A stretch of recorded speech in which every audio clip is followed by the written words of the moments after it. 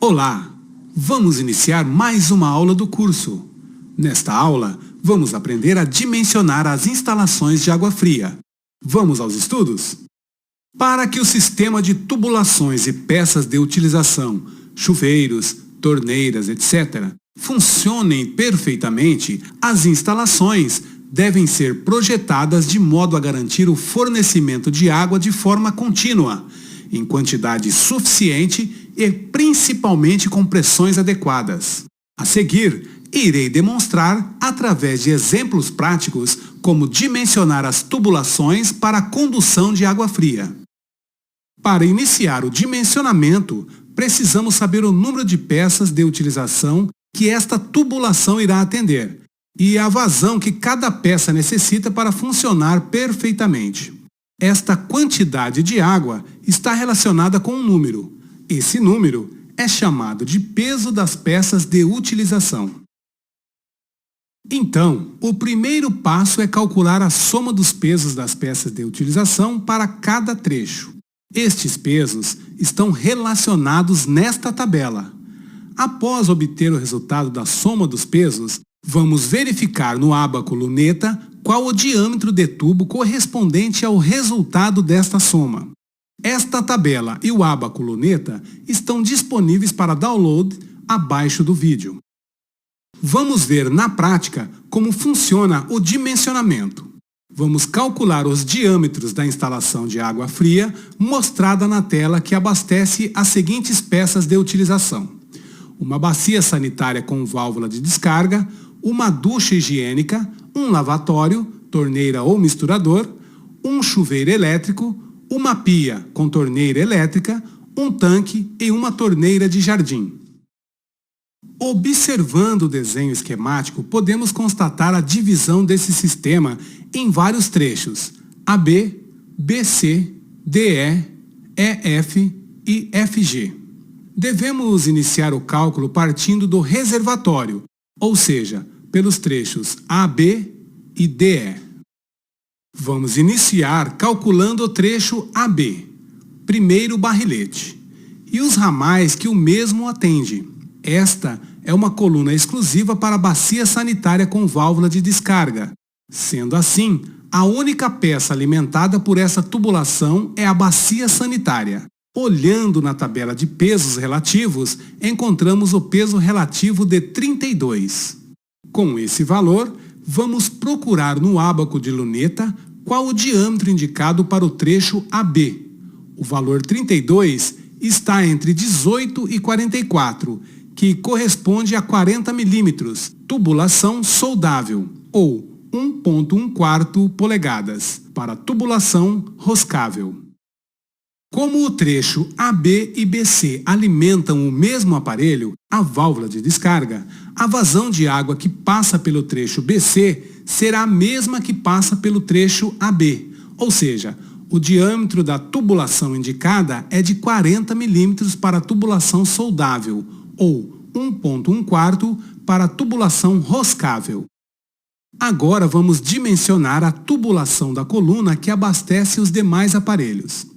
Vamos começar calculando o diâmetro necessário para a tubulação DE, que abastecerá a ducha higiênica, lavatório, chuveiro elétrico, pia, tanque e a torneira de jardim.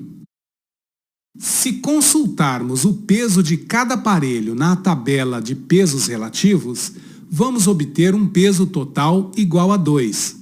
Com esse valor, vamos procurar no ábaco luneta qual o diâmetro indicado para esse trecho de tubo.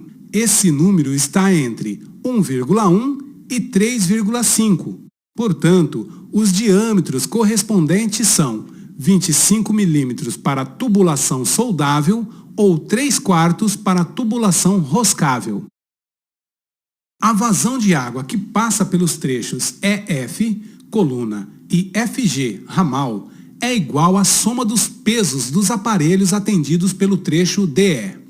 Sendo assim, o diâmetro dos trechos EF e FG serão os mesmos do trecho DE. Optando pela tubulação soldável, temos os seguintes resultados: trechos AB e BC com diâmetros de 40 milímetros e trechos DE, EF e FG com diâmetros de 25 milímetros. Quanto aos subramais, que são os trechos de tubulação entre o ramal e a peça de utilização, devemos verificar o peso de cada peça e o seu diâmetro correspondente. Por exemplo, o peso da ducha higiênica é de 0,4. Verificando no ábaco luneta, esse valor está entre 0 e 1,1.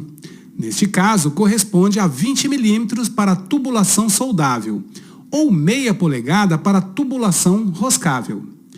Utiliza-se o mesmo raciocínio para o cálculo dos demais trechos, que alimentam cada peça de utilização separadamente.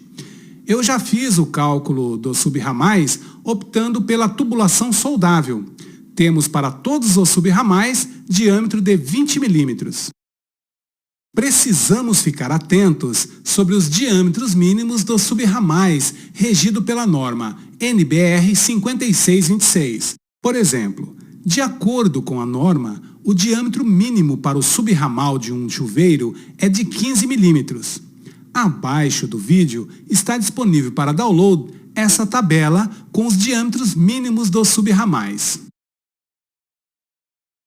Nesta instalação, encontramos 3 diâmetros diferentes. É comum em pequenas instalações isso acontecer. Observe que o diâmetro dos subramais é menor que o diâmetro do ramal. Neste caso, pode-se elevar o custo da instalação, devido às sobras que normalmente ocorrem em virtude da variedade de diâmetro e necessita adquirir um maior número de conexões.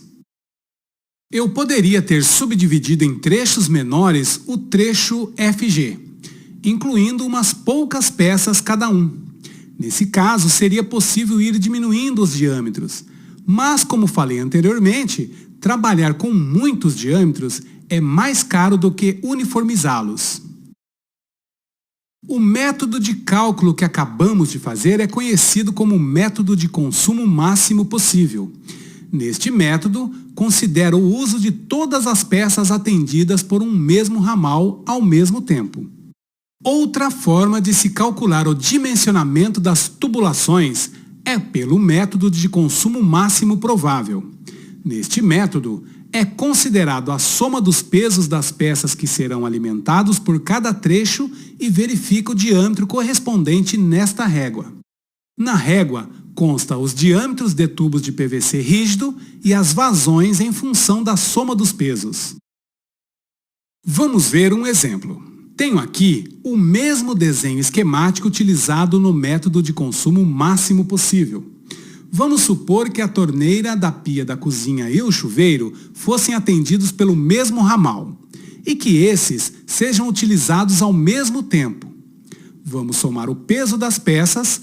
Ambas as peças têm o peso 0,1, contabilizando um total de 0,2. Vamos até a régua, localizamos o peso 0,2, que indica um diâmetro de 16 milímetros. Para obras verticais ou horizontais de grande porte, o recomendado é o uso do consumo máximo provável, o que acabamos de fazer, pois nesses casos o número de peças utilizadas são maiores. Observe também que o ábaco de luneta só pode ser utilizado para somatório de peso até 100. Então, para somatório acima de 100, deve ser consultado a régua, conhecido também como nomograma de pesos, vazões e diâmetros. Assim, concluímos essa aula, onde aprendemos a fazer o dimensionamento das tubulações de água fria. Todas as tabelas e imagens apresentadas aqui estão disponíveis para download abaixo do vídeo. Qualquer dúvida sobre o assunto abordado, nós estamos à disposição para esclarecê-las.